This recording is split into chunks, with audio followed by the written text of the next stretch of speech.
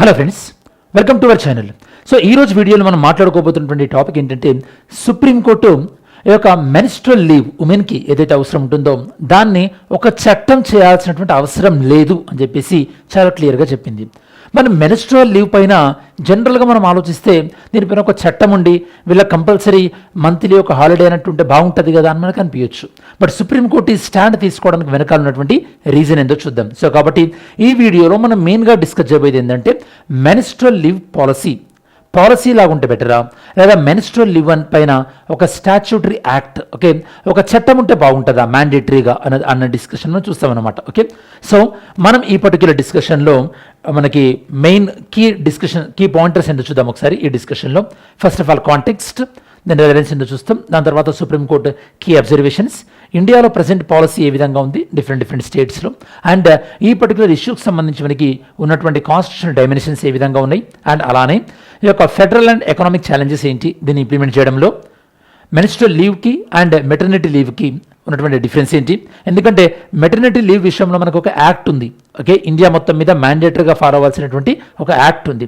మరి maternity leave విషయంలో act ఉన్నప్పుడు మెన్స్ట్రువల్ లీవ్ విషయంలో పాలసీ ఉంటే సరిపోతుంది అంటున్నారు, మరి యాక్ట్ ఎందుకు అవసరం లేదంటున్నారు చూద్దాం ఒకసారి. అండ్ అలానే మెడికల్ అండ్ సోషలాజికల్ డిబేట్, ఈ టాపిక్ సంబంధించి గ్లోబల్ అప్రోచ్ ఏ విధంగా ఉంది. So finally way forward and conclusion మనం డ్రా చేయడం జరుగుతుంది. అండ్ ఈ పర్టికులర్ టాపిక్ మనకి ఎగ్జామినేషన్ పాయింట్ ఆఫ్ వ్యూలో GS paper 2 and GS paper 1కి మనకి లింక్ అవుతుంది అనమాట సిలబస్. అండ్ మన డిస్కషన్లో ఈ కీ కాన్సెప్ట్స్ని మనం డిస్కస్ చేస్తుంటాం. Menstrual leave and public interest litigation, glass ceiling, soft law, hard law, ఇట్లాంటివి డిస్కస్ చేస్తుంటాం అనమాట. జనరల్గా సాఫ్ట్ లా అంటే మనకి ఒక అడ్వైజ్ లాంటిది, గైడ్ లైన్స్, ఓకే, వాలంటరీగా వాటిని ఇంప్లిమెంట్ చేయాల్సి ఉంటుంది. హార్డ్ లా అంటే వీటిని ఎన్ఫోర్స్ చేస్తారనమాట, కంపల్సరీగా మ్యాండేటరీగా వీటి ఎన్ఫోర్స్మెంట్ ఉంటుంది. ఇన్ కేస్ వీటిని ఫాలో అవ్వకపోతే ఒక పెనాల్టీస్ కూడా ఉంటాయి అనమాట, దీన్ని మనం హార్డ్ లా అంటారు. సో ఇప్పుడు సుప్రీంకోర్టు మెన్స్ట్రువల్ లీవ్ విషయంలో పాలసీని సపోర్ట్ చేసింది, కాకపోతే యాక్ట్ని సపోర్ట్ చేయలేదు. అంటే దీన్ని ఫస్ట్ సాఫ్ట్ లా లాగా తీసుకెళ్ళండి చెప్పి సుప్రీంకోర్టు చెప్పింది. ఓకే, సో సుప్రీంకోర్టు ఇచ్చినటువంటి జడ్జిమెంట్ అని చూద్దాం, దాని తర్వాత కాన్సెప్ట్ ఎక్స్ప్లెనేషన్కి వెళ్దాం. 13th March 2026 నిన్న సుప్రీంకోర్టు బెంచ్ అయినటువంటి CJI Suryakant and justice Joymalya Bagchi వీళ్ళిద్దరటువంటి ఈ జడ్జి యొక్క 2 జడ్జ్ బెంచ్ ఏం చేశారంటే వాళ్ళు ఒక డిక్లైన్ చేశారు. ఏం డిక్లైన్ చేశారు? ఒక పిల్ అనేది సుప్రీంకోర్టులో ఫైల్ అయింది. పిల్ అంటే మనకి ఇక్కడ పబ్లిక్ ఇంట్రెస్ట్ లిటిగేషన్, అంటే ఎవరైతే ఆ కేసు ఫైల్ చేస్తున్నారో వాళ్ళకి ఈ యొక్క ఇష్యూకి సంబంధం లేదు, కాకపోతే పబ్లిక్ యొక్క ఇంట్రెస్ట్ కోసం అని చెప్పేసి వాళ్ళు కేసు ఫైల్ చేయడాన్ని, లిటిగేషన్ ఫైల్ చేయడాన్ని మనం పబ్లిక్ ఇంట్రెస్ట్ లిటిగేషన్ అంటాం. మరి ఈ పబ్లిక్ ఇంట్రెస్ట్ లిటిగేషన్ని సుప్రీంకోర్టు డిక్లైన్ చేసింది. అసలు ఏం అడుగుతుంది పబ్లిక్ ఇంట్రెస్ట్ లిటిగేషన్? ఈ పబ్లిక్ ఇంట్రెస్ట్ లిటిగేషన్ ఏం అడుగుతుంది అంటే మ్యాండేటరీగా ఖచ్చితంగా నేషన్ వైడ్ ఇండియా మొత్తము ఒక మెన్స్ట్రువల్ లీవ్ పైన ఒక లా ఉండాలని చెప్పేసి ఈ యొక్క పిల్ సుప్రీంకోర్టులో ఫైల్ అయిందనమాట. ఓకే, మరి సుప్రీంకోర్టు ఏమన్నదంటే ఇలా mandatory nation wide statutory right అంటే హార్డ్ లా, చట్టబద్ధమైనటువంటి యొక్క లా లేకుండా సుప్రీంకోర్టు ఏం చెప్పింది, ఒక పాలసీ ఉంటే సరిపోతుందని చెప్పేసి ఉమెన్ అండ్ చైల్డ్ డెవలప్మెంట్ని మీరు దీనిపైన ఒక మోడల్ పాలసీని చేయండి అని చెప్పేసి ఈ యొక్క ministry of women and child డెవలప్మెంట్ని వాళ్ళకి డైరెక్షన్స్ ఇచ్చిందనమాట. సో ఇక్కడ మనం అర్థం చేసుకోవాల్సింది ఏంటంటే సుప్రీంకోర్టు దేనికి ప్రియారిటీ ఇచ్చింది? సుప్రీంకోర్టు మనకి ఉమెన్ ఈక్వాలిటీ ఎక్కడ ఎంప్లాయ్మెంట్ విషయంలో కానీ లేకపోతే ఎకనామిక్ ఇంపాక్ట్ దీనికి ఎక్కువ ప్రియారిటీ ఇచ్చింది కంపేర్ టు ఇమ్మీడియట్గా దీనిపైన చట్టాన్ని చేయడం అనే టాపిక్ సంబంధించి దాంతో కంపేర్ చేసినట్టయితే. సో ఒకసారి మనం డీటెయిల్స్లోకి వెళ్తున్నట్టయితే కనుక చూద్దాం ఒకసారి.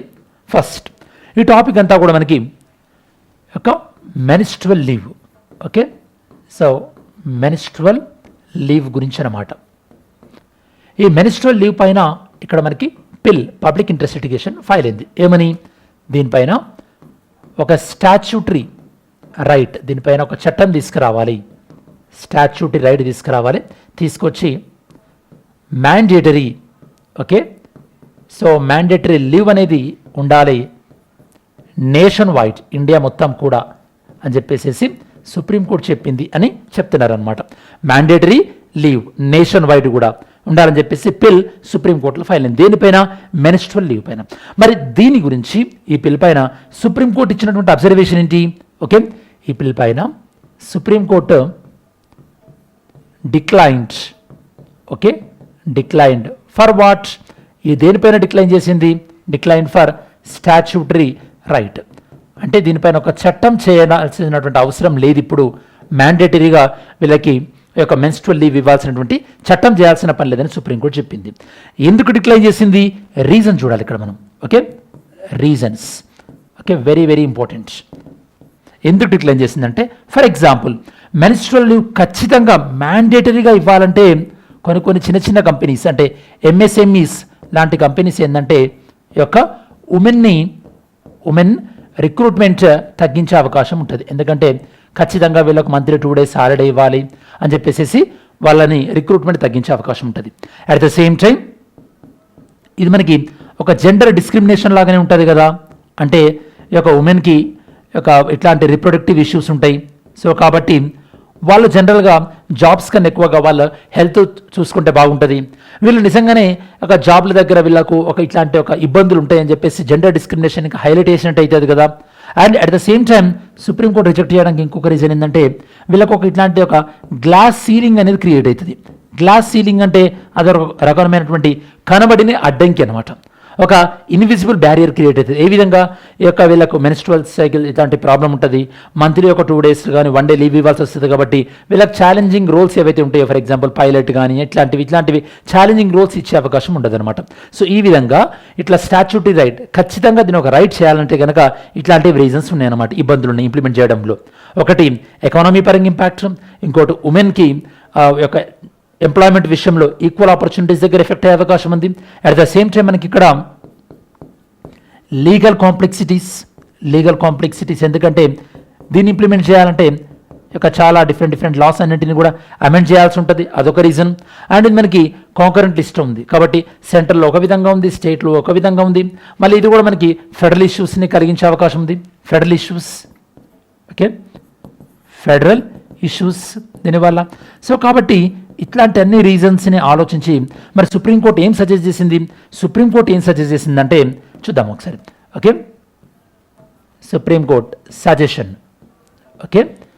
సుప్రీంకోర్టు ఏం సజెస్ట్ చేసింది ఇక్కడ? వీరొక ఒక మ్యాండేటరీ పాలసీ బదులు మ్యాండేటరీ రైట్ బదులు ఒక పాలసీని సజెస్ట్ చేసింది అనమాట. ఇక్కడ మీకు డిఫరెన్స్ అర్థం కావాలి. పాలసీకి దీనికి ఒక స్టాచ్యూటరీ రైట్, చట్టానికి డిఫరెన్స్ ఏంది? స్టాచ్యూటరీ రైట్ అంటే ఇది ఒక హార్డ్ లా, అంటే ఖచ్చితంగా దీన్ని ఫాలో అవ్వాలి అండ్ దీన్ని ఫాలో అవ్వకుండా ఉండడానికి ట్రై చేస్తారు, అలా అయితే పెనాల్టీ ఉంటుంది, ఇట్లాంటివి ఉంటుంది అనమాట. అదే పాలసీ అంటే మనకి ఇక్కడ సాఫ్ట్ లా అనమాట, అంటే ఇది వాలంటరీ కంప్లయన్స్. దీనివల్ల ఏమవుతుందంటే మనకి ఒక కంపెనీస్ ఫ్లెక్సిబిలిటీస్ ఉంటాయి. ఫ్లెక్సిబిలిటీస్ అంటే కొన్ని కంపెనీస్ వాళ్ళ ఫ్లెక్సిబిలిటీని బట్టి ఉమెన్కి మెన్స్ట్రువల్ లీవ్ ఇచ్చేటటువంటి అవకాశం ఉంటుంది. అండ్ ఏ కంపెనీస్ అయితే కనుక మెన్స్ట్రువల్ లీవ్ ఇస్తుందో ఆ కంపెనీ మేము మెన్స్ట్రువల్ లీవ్ ఇస్తున్నాము అన్నటువంటి దాని అడ్వర్టైజ్ లాగా, దాని ఒక ఎంప్లాయ్మెంట్ పాలసీ లాగా కూడా ప్రమోట్ చేసుకొని ఉమెన్ ఎంప్లాయీస్ని రిటైన్ చేసుకునే అవకాశం ఉంటుంది. సో కాబట్టి ఇది వాలంటరీగా పెడితే బాగుంటుంది అని చెప్పేసి. అట్ ద సేమ్ టైం ఈ పాలసీ మనకి స్టేట్స్ లెవెల్లో ఇంప్లిమెంట్ చేసుకోవచ్చు. ఏ స్టేట్ కావాలంటే ఆ స్టేట్. ఆల్రెడీ మనకి ఇప్పుడు కర్ణాటక కానీ, బీహార్ కానీ, okay, so and Kerala university కానీ ఇట్లా మనకి బాటమ్ అప్ అప్రోచ్ అనమాట, అంటే గ్రౌండ్ లెవెల్లో పరిస్థితులకు తగ్గట్టు అప్లై చేసుకోవచ్చు. పాలసీ ఉంటుంది, మనకి స్టాచ్యూటరీ రైట్ ఉందనుకోండి, ఇండియా మొత్తం ఖచ్చితంగా కూడా మనం అప్లై చేయాల్సి ఉంటుంది అనమాట. సో సుప్రీంకోర్టు దీన్ని సపోర్ట్ చేసింది, ఒక పాలసీ తీసుకురండి, ఒక పాలసీని ఫాలో అయితే. అండ్ ఎందుకంటే ఇవన్నీ కూడా ఎందుకు ఈ స్టాచ్యూటరీ రైట్ని డిక్లైన్ చేసిందంటే ఇంకొక రీజన్ ఏంటంటే హెల్త్ వన్. సుప్రీంకోర్టు ఏం చెప్తుందంటే, సుప్రీంకోర్టులో ఉన్నటువంటి లేదా హెల్త్ ఎక్స్పర్ట్స్ ఏమంటున్నారంటే 90% ఆఫ్ ద టైమ్స్ మెన్స్ట్రువల్ టైంలో ఉమెన్కి ఆ మెన్స్ట్రువల్ సైకిల్ వల్ల డిస్కంఫర్ట్ ఉంటుంది. ఎవరికో ఒక 10%కి ఎండోమెట్రియోసిస్ ఎవరికైతే ఉంటుందో వాళ్ళకి సివియర్ పెయిన్ ఉంటుంది. అట్లా పెయిన్ ఉన్న వాళ్ళకి ఏం చేయండి మీరు? పెయిన్ ఉన్న వాళ్ళకి ఇక్కడ పాలసీలో ఒక పెయిన్ మేనేజ్మెంట్ కానీ, ఓకే, సివియర్ పెయిన్ ఉన్న వాళ్ళకి ఏవైనా ఒక medical facility. At the same time menstrual hygiene condition, okay, అంటే వాళ్ళకి ఒక ఉమెన్కి అయితే కనుక వాష్రూమ్స్ అండ్ అలానే వాళ్ళ శానిటరీ ప్యాడ్స్ వాళ్ళు చేంజ్ చేసుకోవడం ఫెసిలిటీస్, వీటిని ప్రమోట్ చేయండి. వీటిని ప్రమోట్ చేయడం ద్వారా ఉమెన్ యొక్క డిస్క్రిమినేషన్ తగ్గించవచ్చు అండ్ ఎకానమీ పైన పడేటటువంటి ఇంపాక్ట్ని తగ్గించవచ్చు. At the same time women పైన ఉన్నటువంటి అంటే ఉమెన్ కూడా మెన్కి ఈక్వల్ ఉన్నటువంటి ఆపర్చునిటీస్ని ప్రమోట్ చేసిన వాళ్ళు అవుతారని చెప్పేసి సుప్రీంకోర్టు చెప్పినటువంటి స్టాండ్ అనమాట. సో ఈ విధంగా సుప్రీంకోర్టు మెన్స్ట్రువల్ లీవ్ పైన రైట్ని డిక్లైన్ చేసింది అండ్ పాలసీని సపోర్ట్ చేసింది. అండ్ సరే మరి దీనికి సంబంధించి మనకి కాన్స్టిట్యూషనల్ డైమెన్షన్స్ కానీ అండ్ ఇంటర్నేషనల్ లెవెల్లో ఉన్నటువంటి డిఫరెంట్ స్టాండర్డ్స్ అవన్నీ కూడా ఒకసారి మనం క్విక్గా చెక్ చేద్దాం. ఓకే, మరి దీనిపైన మీ వ్యూ ఏందో చెప్పడానికి ట్రై చేయండి. ఓకే, సో సుప్రీంకోర్టు అబ్జర్వేషన్ ఏం చెప్పింది, ఎంప్లాయ్మెంట్ మీద ఎఫెక్ట్ పడుతుంది, జెండర్ స్టీరియోటైప్, జెండర్ డిస్క్రిమినేషన్ ఉంటుంది, వీళ్ళకి కొన్ని అవకాశాలు రాకుండా పోతాయి. సో కాబట్టి ఇది వాలంటరీగా చేస్తే బాగుంటుందని చెప్పింది. అండ్ మనకి దీనిపైన ప్రజెంట్ ఇండియాలో బీహార్ లాంటి స్టేట్ 1992 నుంచి 2 days paid leave for government employees, and ఒడిశాలో మనకి 12 days annual leave for government employees, కర్ణాటకలో 1 paid menstrual leave per month all employers ఖచ్చితంగా ఫాలో అవ్వాలి. కేరళ యూనివర్సిటీ మనకి అక్కడ ఉన్నటువంటి స్టాఫ్ కానీ అండ్ స్టూడెంట్స్కి ఒక మెన్స్ట్రల్ లీవ్ అని ప్రొవైడ్ చేస్తున్నారు. గవర్నమెంట్ ఆఫ్ ఇండియా మనకి పాలసీ ఉంది ఒకటి, మనకి నేషనల్ మెన్స్ట్రల్ హైజీన్ పాలసీ అనేది. ఇది మనకి శానిటేషన్ ఇన్ఫ్రాస్ట్రక్చర్ కానీ అంటే వాష్రూమ్స్ లాంటివి, శానిటేషన్ అవేర్నెస్, శానిటరీ ప్రొడక్ట్స్ని మనకి అఫోర్డబుల్ ప్రైస్కి ఇవ్వడం ఇట్లాంటిది అనమాట. సో కీ టేక్అవే ఏంటంటే present India decentralised approach follow అవుతుందంటే స్టేట్ లెవెల్లో కార్పొరేట్ పాలసీ లెవెల్లో మనకి ఇది వర్క్ అవుతుంది రాదర్ దాన్ నేషనల్ లెజిస్లేషన్. అంటే మనకి బాటమ్ అప్ అప్రోచ్లో ఉందన్నమాట. కాన్స్టిట్యూషనల్ డైమెన్షన్స్, ఇందులో మనకి ఉన్నటువంటి కాన్స్టిట్యూషనల్ డైమెన్షన్స్ ఏంటంటే ఆర్టికల్ 21 అందరికీ కూడా right to life and dignity, article 15 clause 3 state అనేది ఉమెన్కి స్పెషల్ ప్రొవిజన్స్ ప్రొవైడ్ చేయొచ్చు, ఆర్టికల్ 14 రైట్ టు ఈక్వాలిటీ అంటే అందరికి కూడా ఈక్వల్ అంటే అందరినీ కూడా లేకపోతే యొక్క అందరికి సంబంధించిన పాలసీస్ కూడా ఈక్వల్గా ఉండాలి, వాళ్ళకి ఎలాంటి డిస్క్రిమినేషన్ కూడా చూపెట్టకూడదని చెప్పేసి. అండ్ ఇందులో ఉన్న ఛాలెంజెస్ని మీకు ఆల్రెడీ చెప్పాను. లేబర్ అనేది మనకి కాంకరెంట్ లిస్ట్, ఫెడరల్ ఇష్యూ వచ్చే అవకాశం ఉంది, ఎకనామిక్ కాస్ట్ ఉండే అవకాశం ఉంది, ఎంఎస్ఎంఈ పైన హైరింగ్ తగ్గే అవకాశం ఉంటుంది. సో మన లీగల్ కాంప్లెక్సిటీ ఎందుకంటే ఆల్రెడీ ఉన్నటువంటి కొన్ని లేబర్ కోడ్స్ వీటన్నిటిని కూడా మార్చాల్సి వస్తుంది. ఇవి ఛాలెంజెస్. మరి మీకు డౌట్ రావచ్చు, మరి ఈ యొక్క మెన్స్ట్రల్ పాలసీని యాక్ట్ చేయమంటే ప్రాబ్లమ్స్ వస్తున్నాయి, మరి అట్లాంటప్పుడు మెటర్నిటీ దానిపైన యాక్ట్ ఎలా ఉంది? ఎలా అంటే మెటర్నిటీ కండిషన్ అనేది మనకి ఒక లైఫ్లో ఫిజియోలాజికల్ కండిషన్ అంటే ఒక పర్సన్ కెరీర్లో 1 or 2 times వచ్చేటట్టు అవకాశం ఉంటుంది మెటర్నిటీ లీవ్. ఓన్లీ 2 times మాత్రమే మెటర్నిటీ లీవ్ ఇస్తారు. అండ్ మెటర్నిటీ లీవ్ అనేది ప్రెడిక్టబిలిటీ అంటే ఒక ఉమెన్కి మెటర్నిటీ లీవ్ ఉండి తన డెలివరీ ఉన్నప్పుడు ఎంప్లాయర్ టెంపరీగా వేరే అవకాశాలు చూసుకోగలుగుతారు.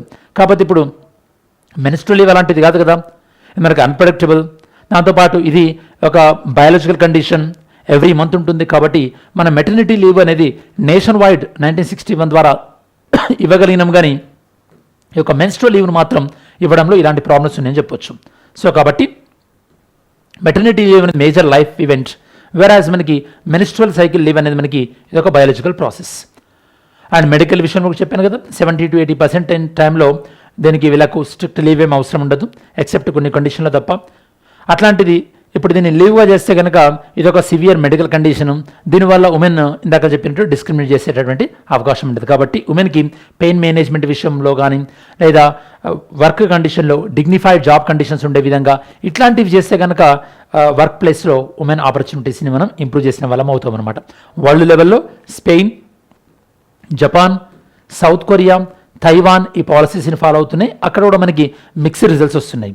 సో ఫైనల్గా మనం ఏం చేస్తే బాగుంటుందని చెప్పొచ్చు. ఏం చేస్తే బాగుంటుందంటే సుప్రీంకోర్టు చెప్పినట్టు ఒక నేషనల్ మోడల్ పాలసీ తీసుకొస్తే బాగుంటుంది.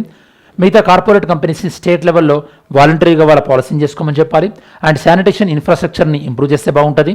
అండ్ అలానే గవర్నమెంట్ వీళ్ళకి ఏవైనా సపోర్టెడ్ ఫండింగ్ మెకానిజం డెవలప్ చేస్తే బాగుంటుంది. అంటే గవర్నమెంటే అంటే ఒక ఉమెన్కి మంత్లీ ఒక శానిటరీ ప్యాడ్స్ని డిస్ట్రిబ్యూట్ చేయడం కానీ లేదా వాళ్ళకి గవర్నమెంట్ ఫండెడ్ ప్రోగ్రామ్స్ చేస్తే బాగుంటుంది. కాబట్టి ఈ balanced policy combining like health rights, work place flexibility, economic feasibility ఇది అంతా కూడా మనకి ఫ్యూచర్లో ఒక మంచి అప్రోచ్ ఉంటుందని చెప్పొచ్చు.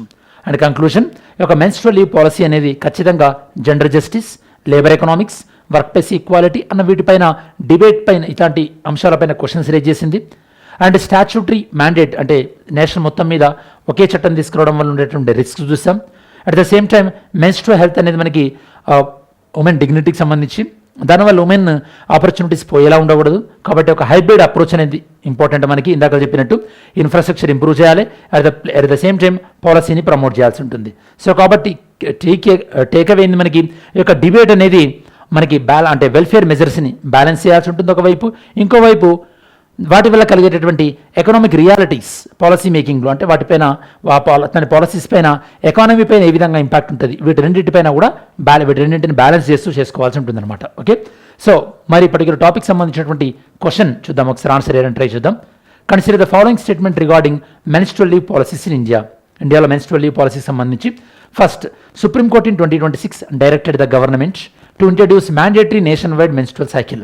Okay, so mandatory nation wide ఒక మెన్స్ట్రల్ సైకిల్ లీవ్ ఉండాలని చెప్పేసి సుప్రీంకోర్టు డైరెక్షన్ ఇచ్చిందంటున్నారు. లేబర్ అనేది కాంకరెంట్ లిస్ట్లో ఉందంటున్నారు. ఆర్టికల్ 15 క్లాస్ 3 ఇది మనకి స్టేట్ అనేది ఉమెన్కి స్పెషల్ ప్రొవిజన్ ప్రొవైడ్ చేయొచ్చు అంటున్నారు. సో మరి ఎంసీక్యూ ఆన్సర్ ఏమైనా ట్రై చేయండి.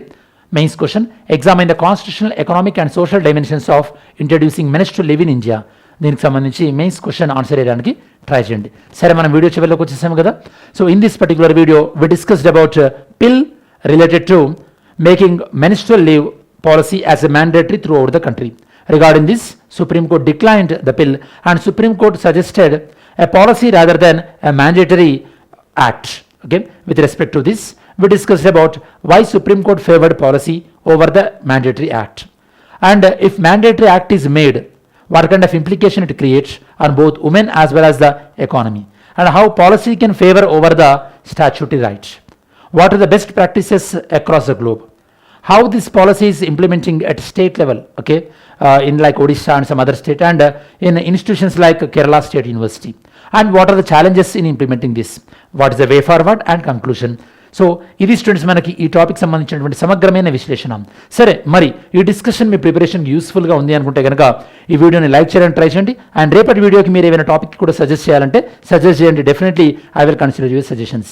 Any how, thanks for watching this video. Have a great day. జై హింద్.